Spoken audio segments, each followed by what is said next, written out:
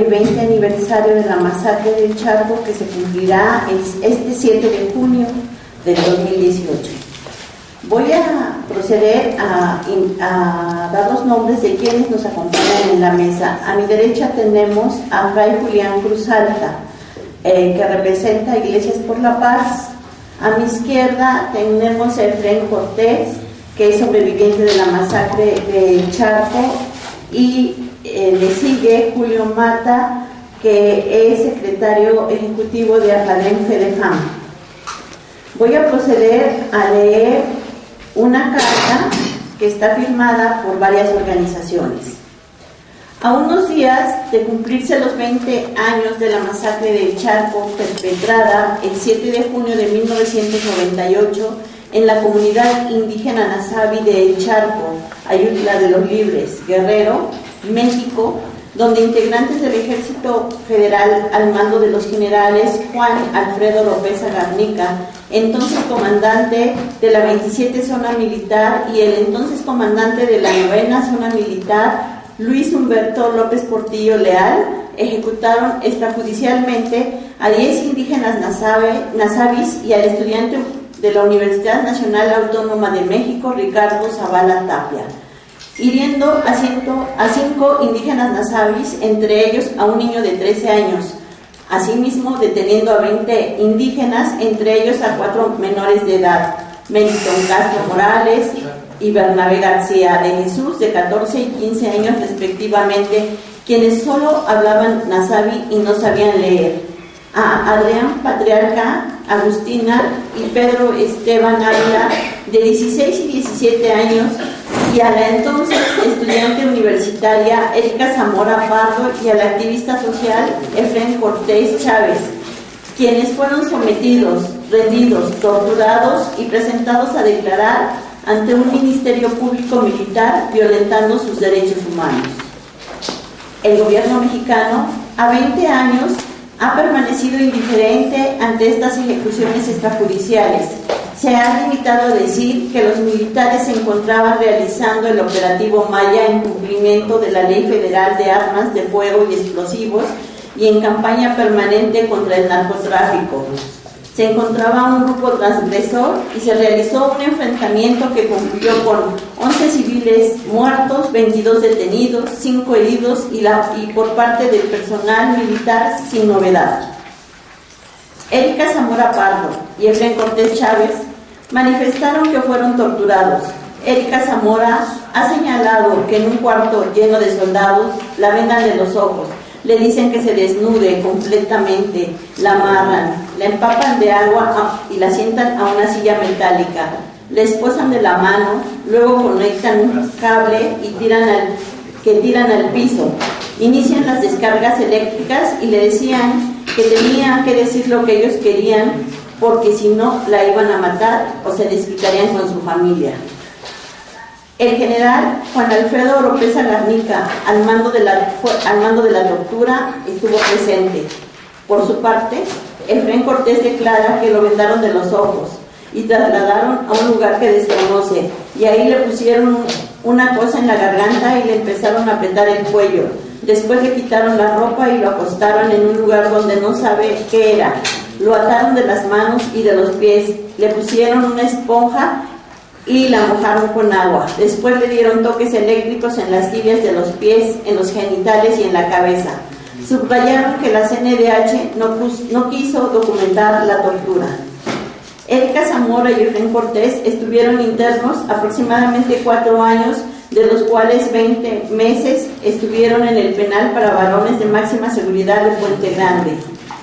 A 20 años de la masacre del Charco, no existe una investigación y mucho menos sanción para los responsables de estas graves violaciones a los derechos humanos, como lo son las ejecuciones extrajudiciales, la tortura y la presentación de civiles a tribunales militares. Las víctimas directas e indirectas han sido totalmente ignoradas por el gobierno mexicano. Por eso, los abajo firmantes exigimos justicia que el Estado mexicano investigue y sancione y repare los daños causados, que la Comisión Interamericana de Derechos Humanos otorgue ya el informe de admisibilidad. Memoria, justicia, verdad.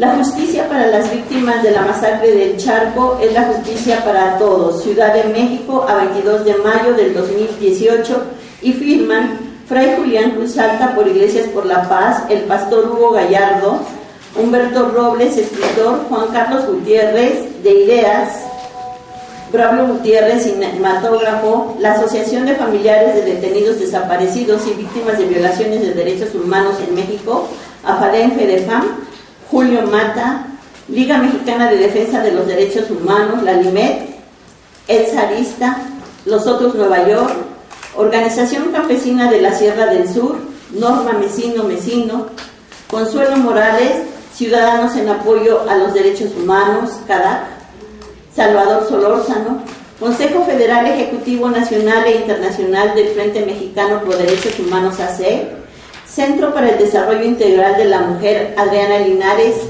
Comité de Familiares de Personas Detenidas Desaparecidas en México, COFADEM, Alzando Voces, Mujeres Guerrerenses por la Democracia C, Comunidad Raíz Zubia, Asociación de Derechos Humanos del Estado de México, ADEM, de Mónica Hurtado, Rosa García, Rocío López Hernández, Diana Elena García Arango, Fundación Diego Lucero, Asociación Nacional de Abogados Democráticos, Observatorio de Prisioneros, México, ONP, México, Red de Derechos Humanos Universitaria, Centro de Derechos Humanos, Coordinadora 28 de Mayo, Asociación de Derechos Humanos del Estado de México, Comité de Defensa de Derechos Humanos de Cholula, Puebla, Actuar, Familiares contra la Tortura, Centro de Derechos Humanos, Antonio Esteban, Asociación Canadiense por el Derecho y la Verdad, en Vero, Frente Mexicano en Defensa de la Vivienda Digna,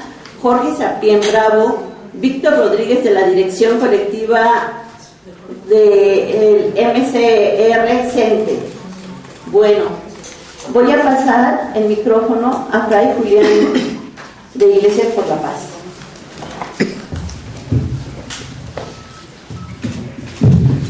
Buenos días.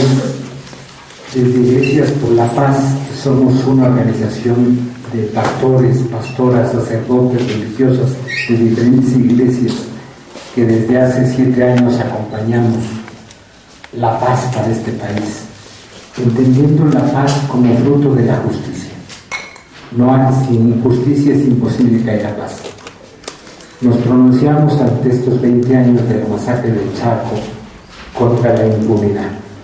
Y como los delitos de lesa humanidad no prescriben, no han prescrito las violaciones graves a los derechos humanos cometidas hace 20 años y que continúan, porque al no haber justicia y al no ser expedita esta justicia, pues continúan estas violaciones.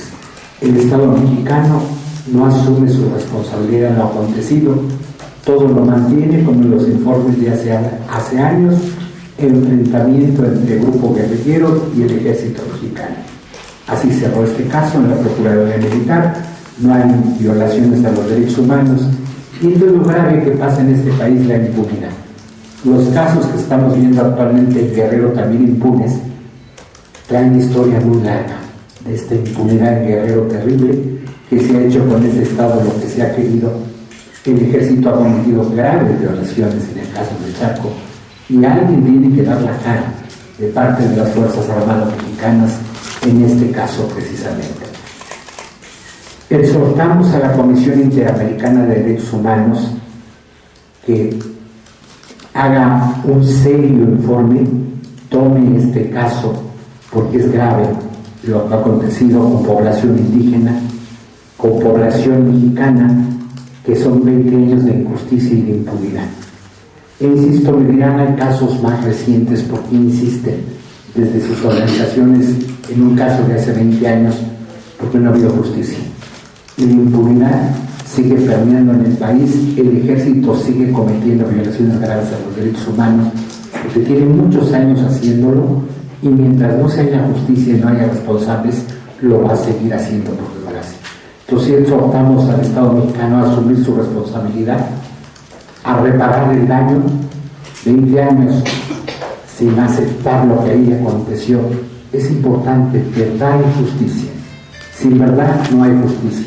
Sin reparación del daño no hay justicia y sobre todo sin aceptar las responsabilidades de lo que ahí se aconteció. Por eso a 20 años seguiremos insistiendo desde Iglesia por la Paz, desde todas nuestras organizaciones, necesitamos justicia.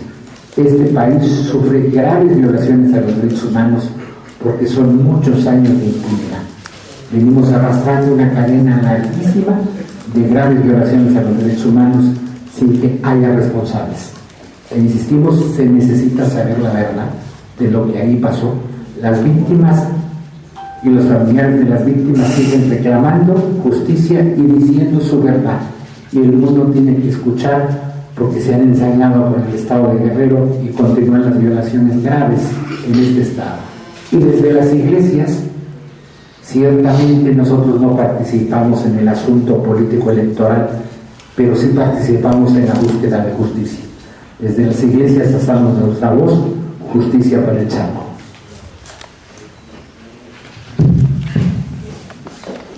Antes de pasar el micrófono a Julio Mata, secretario ejecutivo de la FADEM-FEDEFAM, cabe mencionar que han pasado varios gobernadores de Guerrero, del PRD y del PRI, y que han sido totalmente omisos a el caso de la masacre del Charco. Bueno, Julio Mata, de FADEM-FEDEFAM. Buenos días a todas y a todos. Bueno, desde nuestra posición como Asociación de Familiares de Detenidos Desaparecidos, primero comento que tenemos 40 años que venimos luchando por verdad, justicia y reparación integral en crímenes que, como en este momento mencionamos de la masacre del Charco, el ejército mexicano es responsable desde el año 69 de miles de desapariciones forzadas, de ejecuciones extrajudiciales y de casos de tortura. La impunidad de ayer es la impunidad de hoy. Es el hilo conductor, la impunidad de todos estos crímenes, porque a nadie se ha juzgado, a nadie se le ha llevado a juicio. Los militares siguen impunes desde los años 50 hasta este momento. Algunos de estos crímenes es, por ejemplo, la masacre de los Copreros, la masacre de Atoyac en el 67, la masacre de Tlatelolco, la masacre de los Piloncillos, la masacre de Aguas Blancas y la masacre del Charco. Podríamos seguir extendiéndonos en una lista enorme, sí, pero no es el motivo ahora.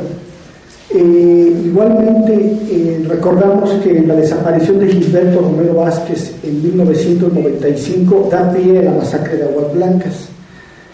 Y repito, el ejército mexicano es el responsable de todos estos crímenes atroces, de estos delitos de lesa humanidad que no se han castigado en México.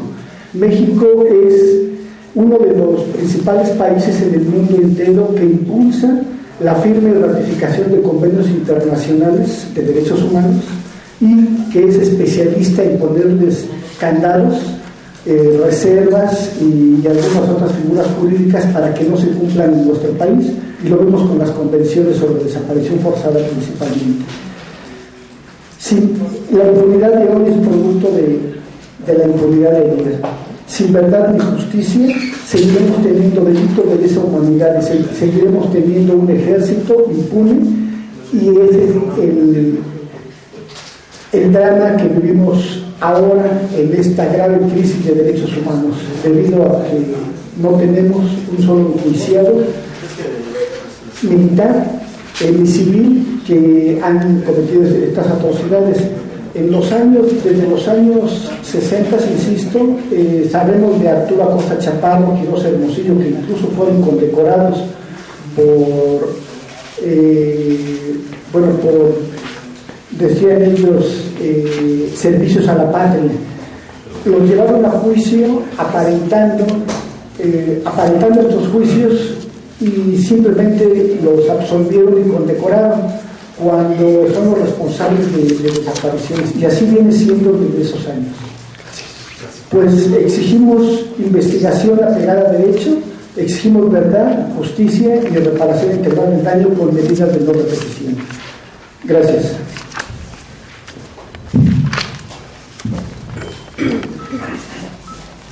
Bueno, 20 años sin justicia, 20 años de impunidad, ¿Quién mejor para resumirnos qué ha pasado, qué se siente que alguien que sufrió en carne propia la tortura? Efrén Cortés, sobreviviente de la masacre del Chaco. Buenos días, buenas tardes. Una de las cosas de esta masacre, ¿no? El estado de Guerrero, pues se ha caracterizado de esto que ahorita dijo el Fray, luego Magda y Julio Masta, es lo que sí no hemos observado es de que está dentro de una estrategia contrainsurgente, todo, desde las masacres, porque aún con todo la agudización de la violencia en el país y en el Estado, el ejército siempre ha asumido, como eso no es nuevo, esto que está reglamentando el poder legislativo de la ley de seguridad, con ley, sin ley, el ejército del estado de Guerrero tiene más de 50 años asumiendo funciones de seguridad y también asumiendo funciones de contrainsurgencia, porque la masacre del Chaco sí se da dentro de una estrategia de contrainsurgencia. Lo que no ha querido aceptar el Estado mexicano, pues dice que estaban en ese plan Maya de búsqueda de levante armas. En esa región no es una región productora de drogas. Lo que sí estaba caracterizado que es una región donde sí había grupos armados.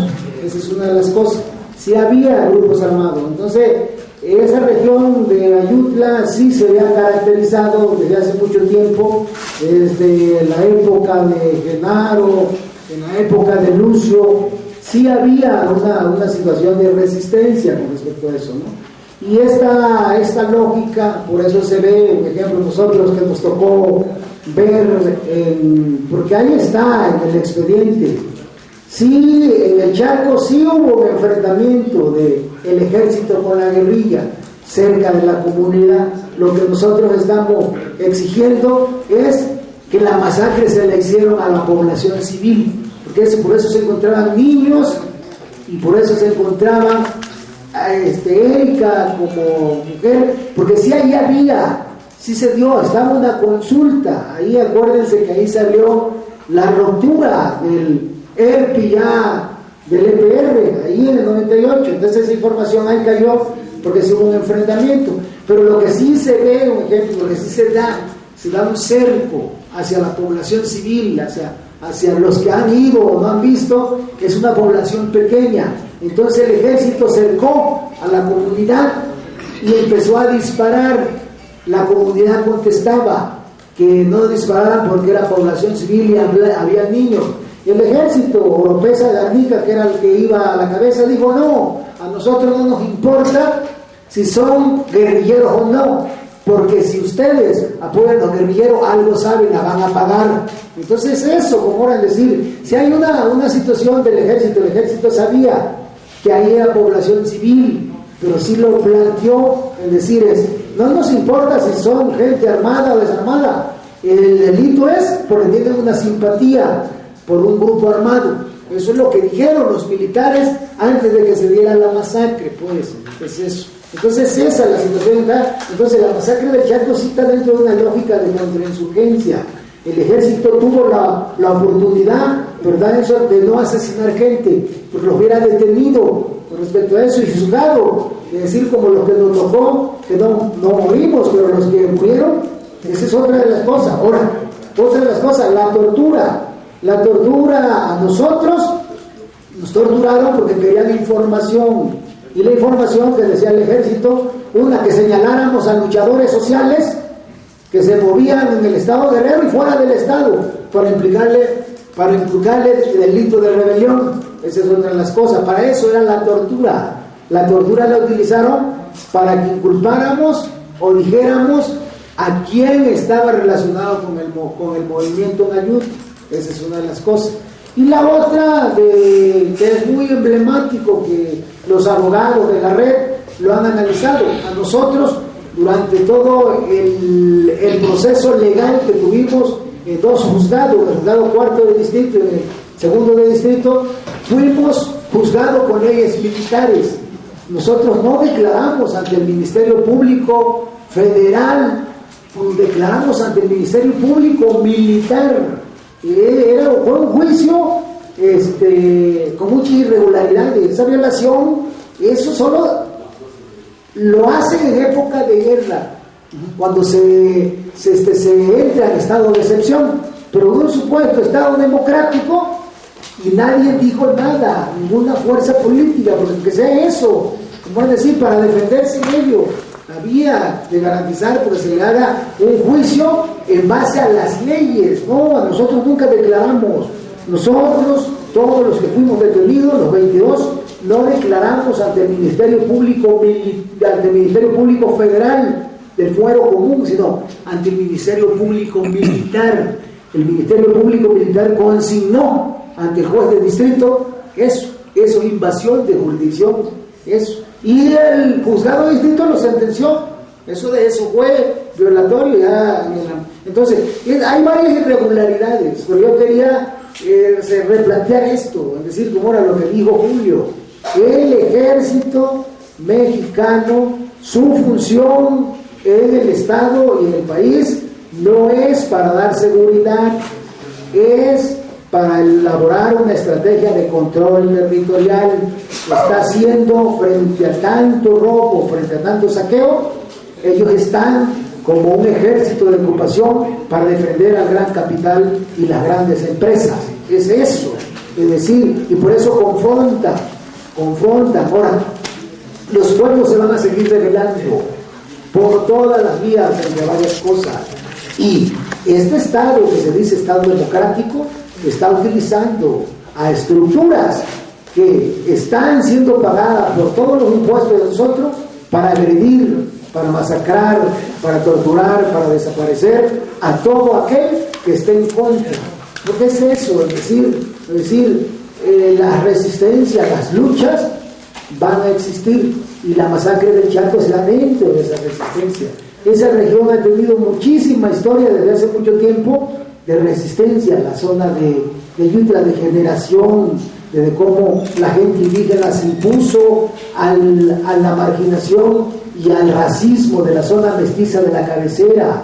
Ayutla, la cabecera, zona mestiza de gente que llegaron ahí, pero la gente, la mayoría es indígena, mucho desprecio. A mí me tocó ver todavía hace 33 años cómo los mestizos, cuando los indígenas bajaban a vender en época de agua su panela, su aguacate, y se pegaban a los corredores, los picaban con palo para que se salieran como si fueran ser animales. Eso está. Entonces surge hace 30 y tantos años la Organización de Pueblos Indígenas Mixtecos y Tlapanecos. Es la primera que salió. A la mayoría de los dirigentes que encabezaron esa organización los asesinaron, los venadiaron, eran maestros bilingües.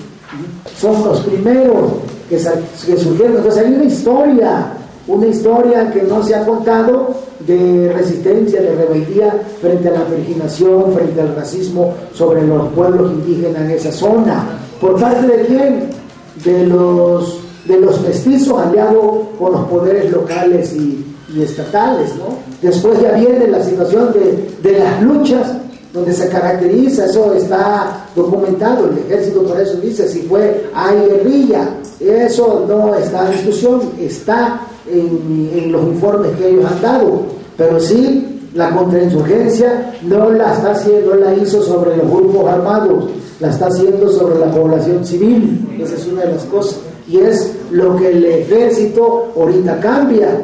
Ahorita la ley de seguridad tiene esa función. La ley de seguridad no tiene nada para la seguridad de la población. Es una ley que tiene el objetivo del control de territorios. ¿Para qué? Para cuidar las inversiones y el gran capital del saqueo y la contaminación. Esa es la realidad. Es decir, ya quien se quiera quien se quiera engañar, que se engañe. Por eso varios expertos en militarización han dicho, si en México el 50% del ejército y la marina está en funciones de seguridad, ¿por qué la violencia no baja, sino aumenta? Entonces ahí es donde debe decir, entonces no es eso, es decir, no, a este gobierno no le interesa la seguridad, lo que le interesa es cuidar. Digo, yo no estoy en la situación de la elección, pero viendo los debates de los todos, lo que les interesa es quedar bien con el capital. ¿Qué dicen los gringos? ¿Qué dice Citibank? ¿Qué dicen? Eso es lastimoso, porque eso se está viendo, nosotros lo estamos viendo, las comunidades están sufriendo la situación. Como ahora ahí, digo, si van al Charco, en el Charco hay un proyecto comunitario, la Casa del Paraíso. Después de esa agresión, los pueblos se organizan para ejercer, en base al convenio 169, construir su sistema de justicia en base al convenio 169, al pacto de la ONU y la ley 701, donde el convenio 169 dice: los pueblos indígenas y tribales tienen el derecho a la libre determinación, y la libre determinación que tienen el derecho a la justicia, a la seguridad, a la educación, a la producción, al territorio. Todo eso lo tienen. Y se vuelven los pueblos de esa región a organizarse para ejercer el derecho a su territorio, el derecho a su libre determinación. Y ahorita ya están armados en una situación de autodefensa para defenderse frente a las agresiones que vengan de fuera o de dentro, porque después que se dio la masacre del Charco, mucha delincuencia, mucha gente de fuera iban a violar mujeres, a robar a gente indígena. Los pueblos se levantan más y contestan con esa sabiduría que tienen los pueblos de la vida comunitaria y dicen: vamos a luchar por la vida. Es eso, es decir, ahí está, y se siguen rebelando frente a un Estado represor, frente a un Estado que no los regresa a ver, frente a un Estado que los lastima, regresa, no para confrontar al Estado, para defenderse con respecto a esa situación. A eso llega la situación de las comunidades. Otra de las cosas, nunca la violencia del Charco fue del Charco hacia afuera. El ejército fue a medir a esas comunidades, las agredió, una agresión. ¿Qué es eso? Es decir, el gobierno dice: fue un enfrentamiento, agredieron, la mayoría de la gente era población civil. Por eso la compañera Magda dice: había cuatro niños de 14, 13 años, eran niños que fueron heridos de la mano, pero uno le despedazaron la mano, todo. Entonces lloraba ahí porque era un niño, ¿no? Entonces, toda esa situación, ya el gobierno ya hace como hace el sionismo en Israel, le nombra guerra porque le tiran piedra a los palestinos.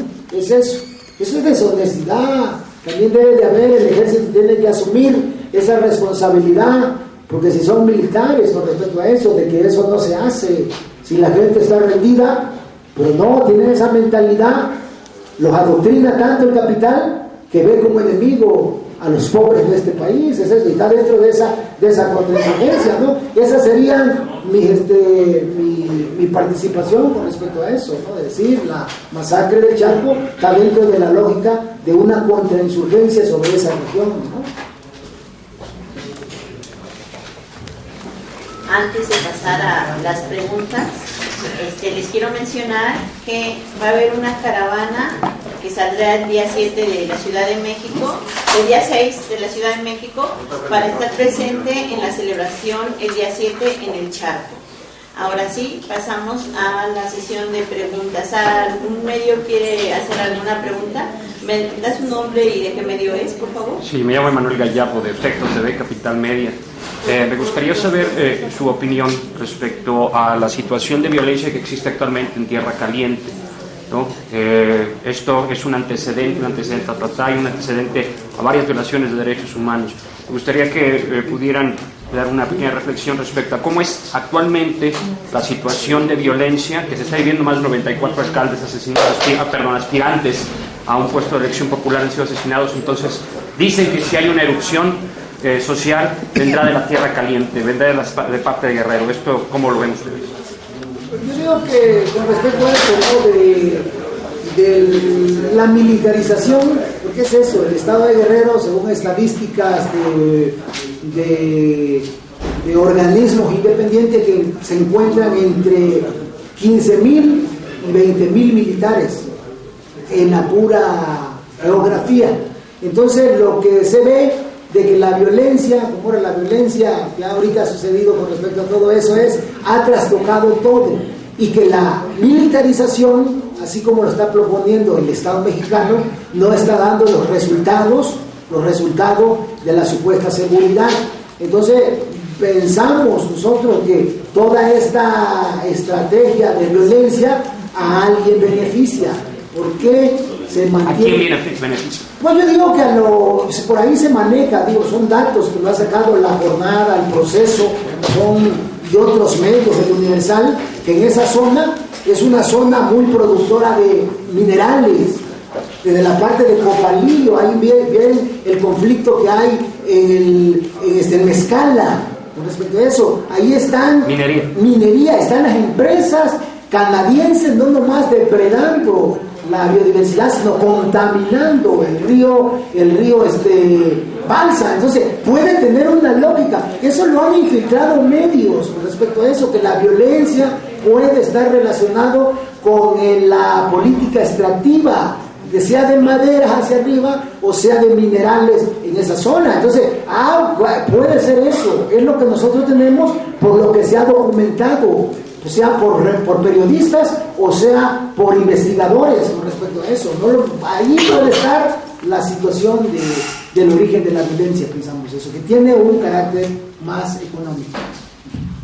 ¿Alguna otra pregunta antes de eso? Sí.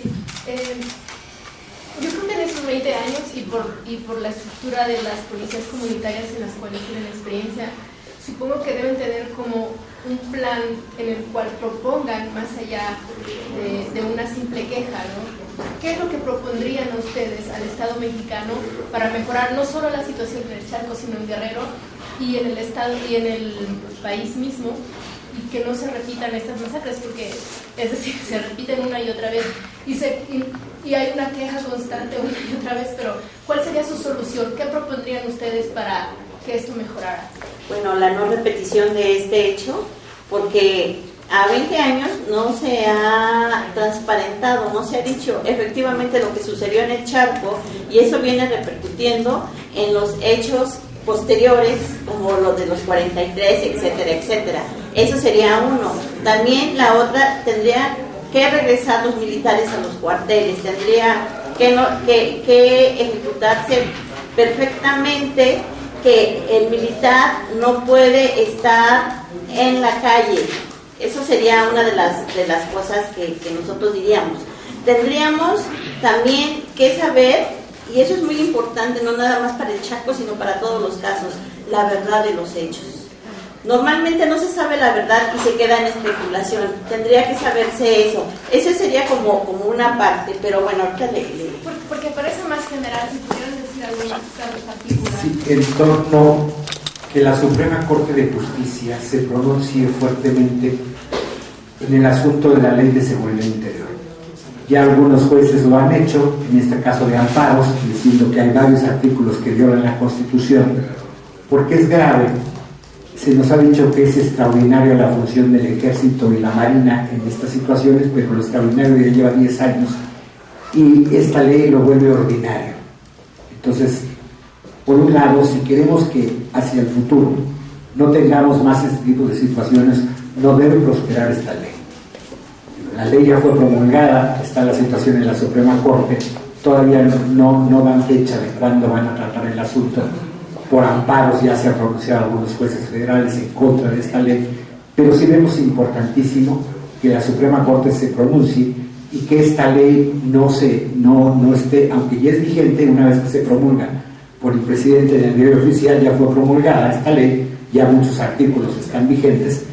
Es una ley que propicia más violaciones a los derechos humanos, que le da más impunidad al ejército y que lo extraordinario lo vuelve ordinario. Esa es la gravedad del asunto. Entonces sí nos pronunciaríamos en solicitar a la Suprema Corte de Justicia que se pronuncie lo más pronto sobre esta ley, para que ya no esté en ejercicio esta ley que va a llevar más violaciones a los derechos humanos, más impunidad al ejército. Eso es algo para frenar hacia el futuro estas situaciones.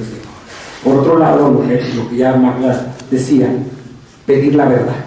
Necesitamos, para hacer justicia, que el Estado asuma su responsabilidad de lo que aconteció, que se haga justicia en este aspecto hacia lo pasado y prevención hacia lo futuro. Y un análisis serio en torno al asunto económico de minería que está en la zona, que está gozando mucha violencia. Pero hay muchos indicadores que nos dicen que sí. Ahí hay un problema de minería extractiva también fuerte en la zona. Entonces la violencia no es gratuita, no viene por la casualidad. Hay estructuras que están llevando violencia y mientras no se analice y no se asuma esto, va a continuar la violencia en terreno. Pero ustedes estarían a favor, por ejemplo, de procuradurías independientes. En Guerrero se robaban los procuradores las investigaciones, por ejemplo, ¿no? O en el caso de la policía comunitaria, pues tiene una participación directa a las poblaciones. ¿Estarían a favor de incluir esta participación? Ahí la ley de seguridad interna choca con los derechos de los pueblos indígenas con respecto a eso. Como ahorita que le dan facultad, como a decir, en la montaña hay un proyecto, Felipe Calderón acaba de concesionar desde la zona de Oaxaca hasta Yutla, hay una veta de mineral de oro que la concesionó, está concesionado, está parado porque los proyectos comunitarios, por ahí se han filtrado, los proyectos comunitarios se han opuesto, ya que el proyecto comunitario en la montaña tiene 4 casas de justicia. Está la casa de San Luis, la casa de Espino Blanco, Malinaltepec, la casa de Citlaltepec en Metlatón, en Cochuapa Grande, la casa de Cochuapa en Ometepec, la zona Musga, y la casa del Paraíso, que es la parte de Yutla. Entonces toda esa parte donde está el proyecto comunitario, eso ya no es mentira, es algo que es real. Felipe Calderón le concesionó esas tierras de los pueblos indígenas para la extracción de minerales. Lo que se ha parado es porque a nivel legal, por ahí ha sucedido, es que se ha parado a nivel legal y a nivel organizativo. Existe el proyecto comunitario y por eso los pueblos indígenas están diciendo queremos que respete, que el Estado mexicano respete, por esto que dijo Julio, ¿no? Ha firmado muchos convenios el Estado mexicano y uno de los convenios que ha firmado con la Organización Mundial del Trabajo, con la OIT, el convenio 169, y en el convenio 169 dice que los pueblos indígenas y tribales tienen el derecho a la libre determinación. Los proyectos comunitarios no están fuera de la norma ni nacional ni internacional. El gobierno, ahorita si los que vayan a Yutla van a ver los retenes, cómo tienen acosado, el ejército tiene cercada a las casas del Paraíso, a la casa de Citlaltepec, con respecto a invadir sus territorios. Pues es eso, porque los proyectos comunitarios tienen armas defensivas, armas para defenderse, no son armas punitivas, son armas defensivas, pero hay eso. De repente el ejército ha hecho operativos donde ha tenido, hace unos días salió un policía comunitario, un chavito que fue muy sonado de la casa de Citlaltepec, lo tuvieron 4 años preso porque en un retén del ejército lo agarraron y le implicaron el delito de portación de armas. Entonces hay esa situación de esa lucha, y esto es lo que vemos como ahora esa ley de seguridad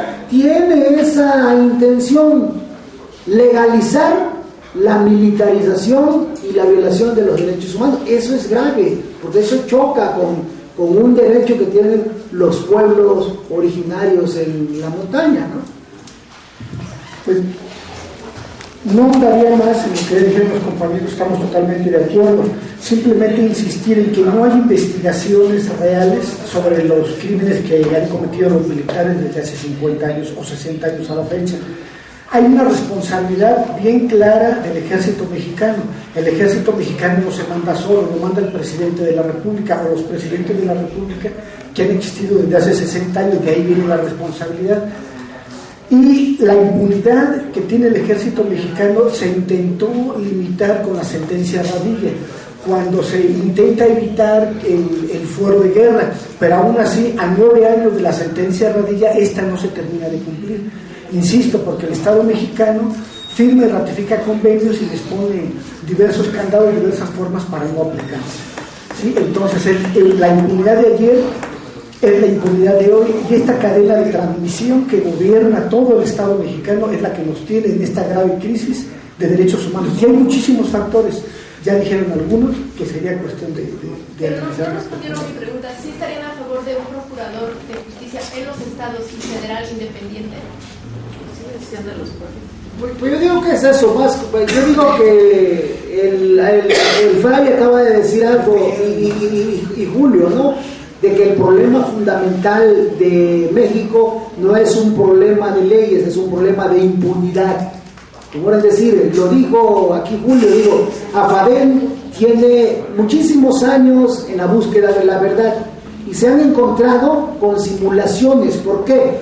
Porque hay impunidad. Entonces el problema fundamental, la madre de todas las violaciones en México, se llama impunidad. Desde las masacres de hace 60 años hasta ahorita la desaparición tan emblemática y tan dolorosa como es la desaparición de los 43 de Ayotzinapa. Porque ese es un crimen donde en un país democrático Murillo Karam estuviera preso. Porque no nomás violentó la ley, engañó a gente que quieren saber dónde están sus familiares.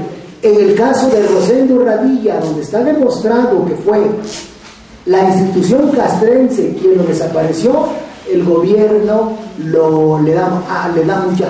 En lo de Aguas Blancas, que fue la policía, pero todos los mandos que dirigieron la masacre eran militares.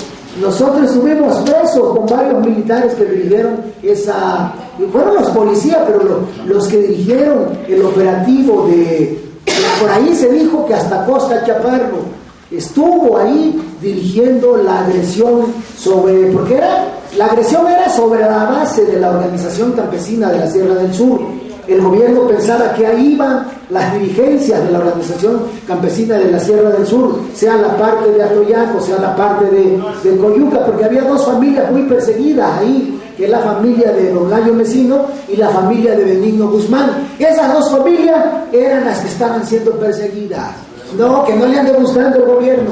Es eso, ahí están, y ha habido. Entonces,